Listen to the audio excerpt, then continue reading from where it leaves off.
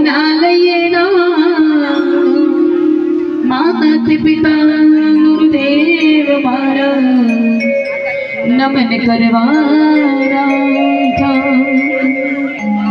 માટે શબ્દ ઉચ્ચારણ સરસ્વતી મતી આપજો માં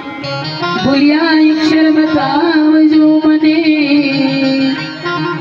તારા ગુણ લગાવું એવા ગણપતિ દાદાને વિઘ્નહર્તા દાદાને યાદ કરી બોલીએ શ્રી ગજાનન ગણપતિ મહારાજ કી જય। ત્યાર પછી આપણી કુળદેવીને યાદ કરજો તમારા કુળદેવી જે છે એને 5 વાર બોલાવજો યા દેવી સર્વભૂતેષુ માં શક્તિ રૂપેણ સંસ્થિતા નમસ્તસ્યે નમસ્તસ્યે